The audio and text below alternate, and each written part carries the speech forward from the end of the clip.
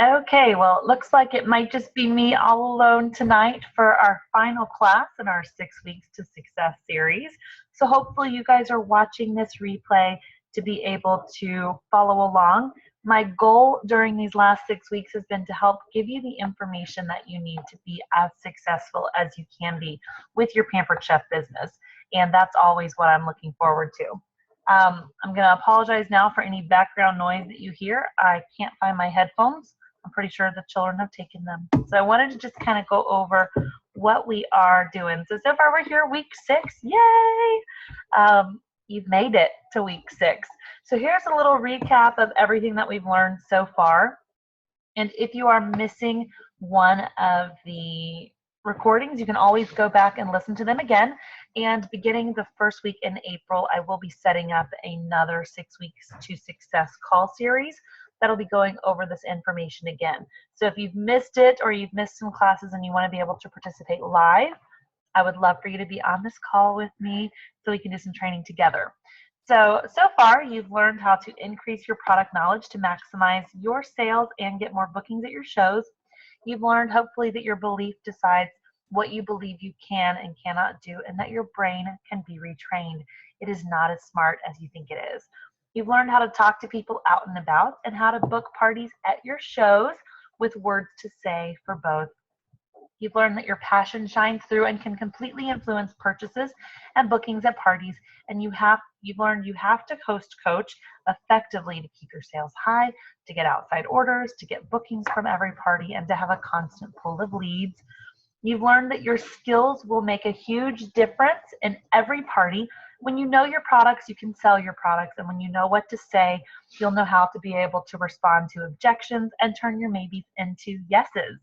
So that's something that host coaching is going to help you with. My saying is host coaching is where you earn your paycheck, you go to the party to pick it up. And you've hopefully learned that recruiting is just a conversation. You can do an interview live or with recruiting calls, over a Zoom call like this with a PowerPoint presentation, or just talking, build your skills, and that you're constantly still building on what you know. You've learned that the fortune is in the follow-up, and last week we talked about our 2-2-2 formula for good customer service, which is 2 days after you've met them at a show, 2 weeks after they've placed their order, and 2 months after their stuff has arrived. So that's our 2-2-2. And hopefully you know the words to say to each customer when you're following up with them, whether that's on the phone or in person. Ignore my husband's, I don't know, his allergies are messing up. And that, that when you actually do make your customer care calls, your customers are super excited to hear from you. So that is a little bit about that. So this would be the point in the call where I would ask if you guys had any questions about anything that we've learned so far. But since it's just me, I'm going to assume that there are no questions, or else you'd be on here. So if you have questions, just message me. I'll be more than happy to answer them. Okay, so today we're going to discuss calendar management and personal discipline. So hopefully you spent the last 6 weeks with me learning how to become an awesome consultant. But if you don't put that all together into a plan and actually do it, you've just wasted 6 weeks. So we don't want that to happen. We want you to actually do the things that we're putting into practice here. So some people just talk through life. They talk, and life is over. Some people walk through life. They walk, and arrive at their destination. So let's do a little introspective look into ourselves. So am I walking the talk? These are just questions you can ask yourself. You don't have to answer them out loud, or if you feel like you need someone to ask them so you can answer, just call me. I'll be more than happy to do these with you. Do my hosts ever have to call me to ask for anything? If they're calling you for something, then you're not doing your job well. You need to be able to answer all their questions beforehand, before they even have thought of the question. You need to have answered it for them. Am I punctual to my host house, to team meetings and trainings? This sends the message that my life is more important than your invested time. So you want to get to your shows at least 30 minutes in advance. That's all the time I ever usually do, is just the 30 minutes. 45 minutes, I usually set up in 15. If it takes you a little bit longer to set up, you might want to give yourself 45 minutes. If not, 30 is plenty. But anything less than that really just isn't very professional. And And if you leave quickly at the end of the party as well, that can sometimes be conceived as rude. So am I kind, courteous, quick to resolve issues, truthful, and knowledgeable? This is going to make people want to work with you again. Do my guests and hosts ever say to me, this was the funnest, I don't know if that's a word, show I've ever been to. You're so awesome at what you do. This makes bookings easy when someone says, oh my gosh, I had so much fun. This was such a great time. Because it's easy to say, when are we doing this at your house? Do I spend too much time on non-income producing activities? So if you look at your calendar, and this is a great way if you do a paper calendar to color coordinate them. So you can put your office hours in orange on your calendar. That way you know what hours you're going to work in your office. If you have small kids like me, your office hours might be between the hours of 9 p.m. and 10 p.m. to get all of your paperwork done. Paperwork meaning stamping catalogs, stuffing host packets, printing flyers, anything like that. That's busy work. I try to do that after hours when I'm not going to be making phone calls and when I'm not going to be missing time for my kids. Pink is personal. If you want to color coordinate to work with colors, pink for personal, blue for business. Those are any team trainings. Orange for office work, and green for show dates. And green does not match that letter. You'll notice P with personal, B with business. Green is for money. If you're going to be working, you want to be making money. So that's why I put all of my shows in green. Do I procrastinate doing homework, making calls, returning calls and emails? Again, this sends the message that my time is more important than you.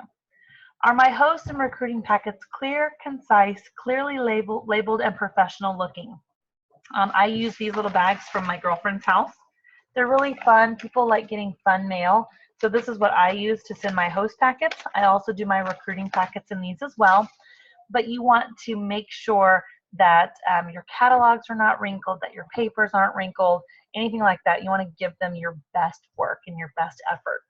Are my shows start to finish no longer than an hour and 15 minutes? You cannot go on and on about stuff. Get in, get started, be informative, and get done.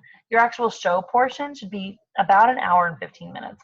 From the time I start talking until I stop talking, and that includes the cooking. So you want to make it quick and concise because people are going to remember they came to a Pampered Chef party, they had a blast, and they were not there all night. Do I start on time as I promised? So usually this helps to send the message to the ones that did arrive on time that their punctuality is important, and that and instead of sending them one that's not important to the 3 people we're waiting on. So I usually will, if my show starts at 7, I let my host know that we'll get started by 7:15. That way it gives time for stragglers to get there. So as people are coming in, I let them know, thank you so much for coming. We're going to get started about 7:15. That way, so go ahead and get yourself a snack, grab something to drink, and you can start looking through the catalog, because that's going to give them something to do while they wait for the actual start time. Do I fumble around at my shows, or do I keep it fast-paced, informative, fun, and full of tips? Nothing will make a customer tune you out and start flipping through the catalog or start talking to their neighbor like a boring consultant. Be excited, have fun, love what you do, and I promise you'll never work a day in your life. Okay, do I really make 3 calls or contacts a day? So the home office has asked us to make 3 calls a day while we're out and about, using new product flyers and our business cards. The success plan with Pampered Chef is 3-2-1, 3 meaning 3 calls a day, 2 shows a week, and 1 is 1 new team member a month. If you're following this formula, you will earn every single thing with the Pampered Chef. Every incentive every month, every trip, anything and everything you can think of, you'll earn it. Is 50% of my business new business? If you're constantly calling the same 10 people to have parties with you, stop it. They are so tired of hearing from you. You want to ask several times, but you also want to get new people as well. So at least 50% of your business should be from new people. 75% would be even better, because you want to constantly be getting out of your circle of friends quickly. And if you're servicing your 25% with your 2-2-2 formula for customer care, you'll be able to really fuel your business. How's your personal appearance when you're out and about or at your shows? You know, you don't want to wear clothes that are too tight or revealing. Make sure your hair is pulled back during your show, or if you're not going to be involved in the cooking, if you're going to do a station style show like I do, it's okay to wear your hair down because I'm not near the food. Don't wear too much or too bright makeup, because I rarely wear makeup, but that's me. You don't have to be in dress pants and dress shirts. No one's asking you to dress up, but just be presentable. Be clean, have clean hair, clean teeth, of course, fresh breath. Smell clean. If you're wearing sandals, try to make sure that your pedicure is on point, so those kind of things. Not that it's vanity, but just that it shows that you care about your job. Your consultant kit should also be clean and tidy. Nothing says I'll not be rebooking with you than dirty tools. Are your tools getting dingy and old looking? It might be time to replace them. If you're brand new with the home off with Pampered Chef, in your first 4 months, after your 4th month of business, you can place a kit enhancement order where you can get 40% off. For everyone else who's outside of their 90 days, that happens every April. So if it's time to replace some products that you've been using a lot at your shows, it's time to get it 40% off.